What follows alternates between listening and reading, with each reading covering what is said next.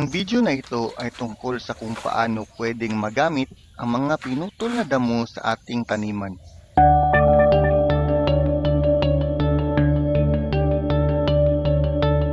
Kung bago pa lang kayo sa channel ay huwag kalimutang mag-like at subscribe. Palagi tayong napoproblema sa mga nagsusulputang damo sa ating taniman. Kadalasan ay pinuputol natin ang mga damong ito at itinatapon lang kung saan-saan. Ang iba ay sinusunog dahil ang usok nito ay pananggal lang sa mga lamok. Pero, alam mo ba na pwede pang magagamit ang mga pinutol mong damo sa iyong taniman? Ating alamin ang tatlong paraan kung paano ito pwedeng magamit upang sa gayon ay mapakinabangan mo ito sa iyong taniman. Una, composting. Ang mga pinutol na damo ay binubuo halos ng tubig at ito ay mayaman sa nitrogen at phosphorus. Kadalasang nagiging problema sa mga compost bins dahil may posibilidad silang maging compact at naglalabas ng isang malakas na amoy. Pag ito ay nagiging compact, mas mabagal ang pagkakabulok nito at nagiging sanhi ng pagkakadelay ng iyong compost.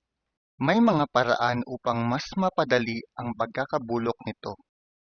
Huwag itapon ng sabayan ang mga ito sa compost. Mas maganda kung maglagay ka ng layer. Sa bawat dalawang grass clippings layer ay maglagay ng isang brown layer. Hayaan munang matuyo ang mga damo bago ito ihalo sa compost upang mas madali ang pagkakabulok nito.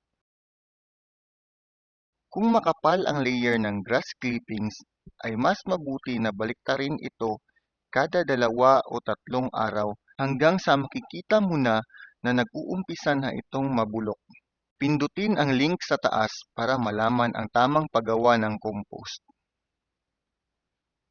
Pangalawang paraan, mulching. Ang damo ay isa sa pinakamabisang materyales para gawing pang-mulch. Ang mulching ay ang paraan upang mapanatili ang moisture ng lupa.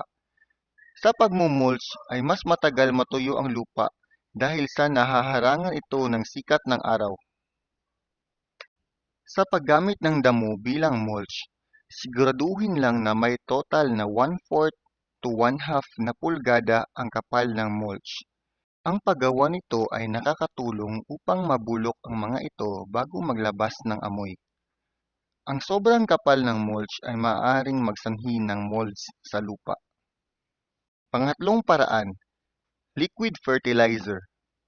Ngayon ay gagawa ako ng liquid fertilizer gamit ang mga pinutol na damo.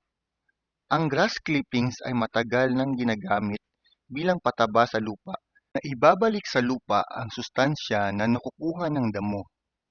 Kumuha lang ng balde at lagyan ng tubig.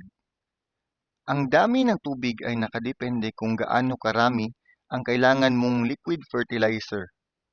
Ilagay ang mga damo at ihalo ng mabuti. Siguraduhin na nakababad ang mga damo sa tubig at takpan.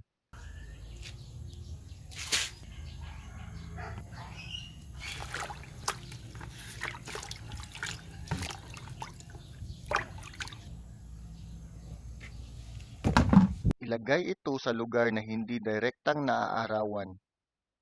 Ihalo ito ng mabuti 1 hanggang 2 beses kada araw para magka-supply ng hangin. Sa ikatatlong araw ay pwede mo na itong magamit sa inyong mga pananim. Gawin ito 1 beses 1 buwan sa inyong mga taniman.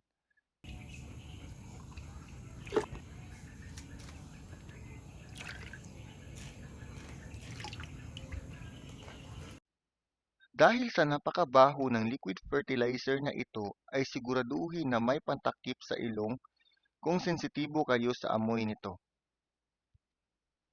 Kung nagustuhan mo ang video ay pindutin ang subscribe button at notification bell